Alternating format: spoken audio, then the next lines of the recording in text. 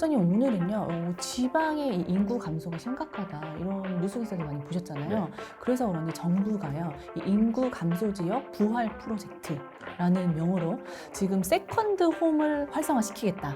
사실 저는 이거는 정부가 좀 잘못 생각하는 측면이 많다.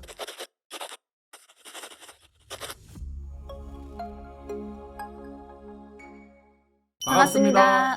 아파트 사이클 연구소 소장 이현철입니다. 배짜입니다. 반갑습니다. 네. 네, 선생님 오늘은요 지방의 이 인구 감소가 심각하다 이런 뉴스 기사들 많이 보셨잖아요. 네. 그래서 그런지 정부가요 이 인구 감소 지역 부활 프로젝트라는 명으로 지금 세컨드 홈을 이제 활성화시키겠다. 네. 이렇게 해서 만약에 지방에 집을 산다면 뭐 보유세, 양도세에 대한 뭐 세금적인 혜택과 만약에 1주택자라면 신규로 지방에 집을 사도 1주택자로 간주를 하겠다. 네. 이렇게 취지로 지금 얘기를 하고 있어요. 네. 그래서 많은 사람들이 세금 감면?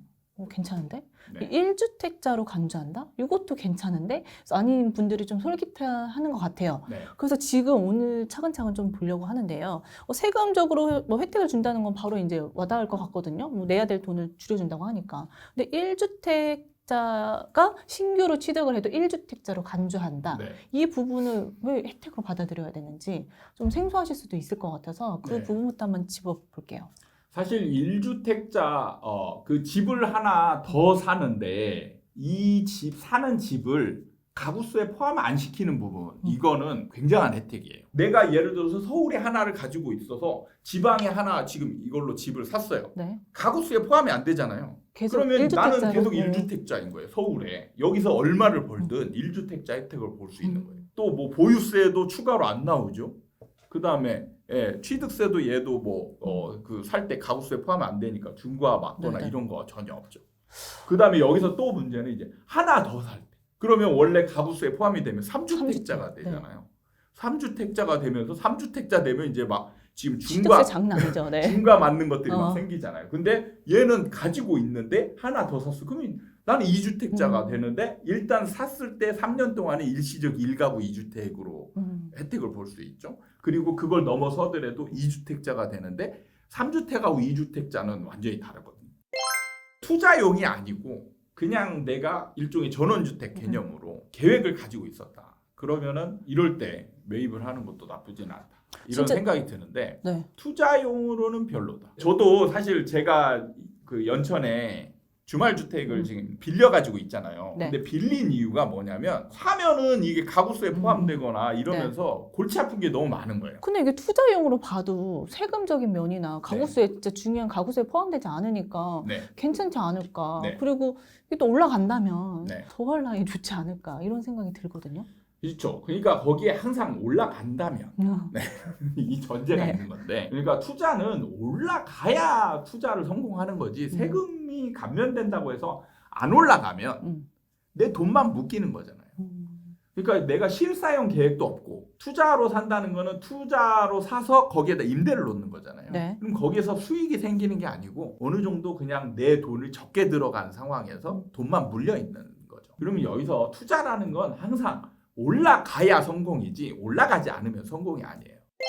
근데 이게 나오기 전에요, 소장님. 네. 그 취득세 중과가 나오기 전에 떠올려 보면 이게 세컨드 하우스가 좀 유행했던 적이 있긴 있었어요. 근데 이게 취득세 중과가 되면서 확 줄어들었는데 네. 이게 지금 다시 살아난 거잖아요. 네. 그러면 이 투자자뿐만 아니라 실사용자로도 많이 좀 사지 않을까 싶거든요. 네. 이렇게 많이 사게 되면 수요가 좀 느는 거니까 네. 가격이 올라가지 않을까 싶긴 하거든요. 제가 볼 땐 많이 살 것 같지 않아요. 제가 항상 강조하는 게 뭐가 있냐면 그거보다 더 앞서 봐야 되는 게 있는 거예요. 더 전제되어 있는 거. 항상 뭘 봐야 되냐면 시장의 상태를 봐야 돼요. 시장 분위기가 다운될 때 하락장일 때는 과연 내가 사서 올라갈까? 그러니까 여기서 지금 주객이 전도됐다라고 얘기하는 거예요. 주가 있고 객이 있는데 사실 세금은 객적인 친구. 주는 시장이거든. 네. 주는 시장이에요. 근데 지금 세금 혜택이 와서 객으로 인해서 주가 변한다 이런 얘기인 거잖아요. 그거는 주객이 전도됐다라고 하는 거예요. 그게 아닌 거예요. 주가 주된 거니까 시장의 흐름대로 가는 거예요. 그리고 이게 범위가 너무 넓잖아요. 어느 한 곳에만 집중되어 있으면 예를 들면 강화도 어디에만 이게 혜택이 주어진다. 그러면 전국 사람들이 각 도시에 한 사람들만 와도 강원도의 집은 부족하게 되겠죠. 난리가 나겠죠. 근데 이게 전국이에요. 전국에. 전국에 사실 시골스러운 이런 집들이 얼마나 많은지 아십니까? 그럼 이런 집들을 내가 하나하나 사는데 각자 하나씩 사는 거야. 그리고 뒤를 받쳐줄 사람이 아무도 없어. 절대 안 오르죠. 소장님 말씀 들어보면 뭐 이런 혜택이 있어도 네. 사람들이 많이 살 것 같지도 않고 네. 뭐 그렇게 혜택이 아닌 것 같은 느낌인데 그럼 이런 걸 뭐 굳이 해야 되나 뭐 눈여겨봐야 되나 네. 약간 이렇게 또 느낄 수도 있을 것 같아요. 눈여겨는 보셔야 됩니다. 제가 시장이 주객이라고 했잖아요. 주는 시장이. 네. 시장이 나중에 내가 관심을 뒀던 그 물건들이 속해 있는 시장이 움직이고 있어요. 상승장이 되면 이런 혜택들은 시너지 효과를 생길 수 있어요. 근데 여기서 의문이 생길 수 있을 거예요. 의문이 뭐냐면 와 우리가 아무도 안 사는데 여기 시장이 변한다는 게 말이 돼? 그거잖아요. 변합니다. 이런 데들이 이 도심이 속한 지역이 연결된 데가 있을 거 아니에요. 네. 그러면 예를 들어서 어디 군이다. 그럼 그 군하고 가까운 도심 큰 광역시나 이런 것들이 있는 지역들은 이게 움직이면 여기도 같이 이제 분위기를 타는 거예요. 견인 역할을 좀 해주는. 그렇죠. 그러면 그때 어떻게 돼요? 나중에 전국에 있는 투기꾼들이 이쪽으로 몰리게 돼요. 그러면 원래 취지를 좀 다시 돌아가 보면 이게 인구 감소 지역 부활 프로젝트잖아요. 네. 소장님이 보시기에 이 프로젝트로 인해서 이 소멸되는 지방 문제 좀 해결이 될지 네. 그렇게 보시나요?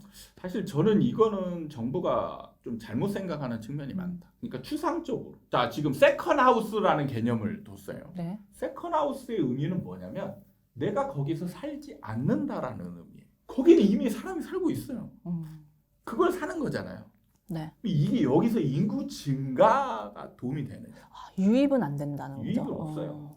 그 지역의 활성화에는 도움은 될 수 있어요. 그러니까 사람들이 가서 거기서 소비를 하고 뭔가를 행동을 하고 사람이 좀 없어질 수 있지만 움직이는 이제 그런 측면에서는 되지만 실질적인 도움은 될 수 없다. 그러니까 지방자의 활성화에는 도움이 될 수 있지만 이 소멸, 인구 소멸에 대한 사실 근본적인 해결은 활성화에 도움이 된다라고 보기도 사실 미비하죠. 우리가 거기에 가지고 매주 얼마나 가겠어요. 그러니까 정책을 만드는 사람들이 좀 실효성을 좀 생각하고 만들었으면 좋겠어요. 이거는 나중에 보면 저희 같은 투기꾼들한테만 도움을 주는 행위지 실질적인 실효성은 없어요.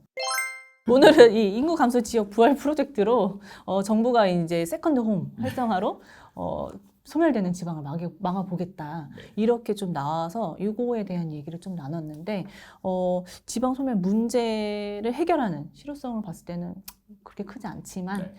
그래도 미비하게 지방 경제 활성화에는 도움이 될 것이다. 네.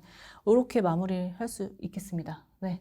오늘도 저희 아파트 사이클 연구소 채널을 사랑해주신 여러분께 감사드리고 다음에 도움이 되는 영상을 가지고 또 찾아뵙도록 하겠습니다. 감사합니다.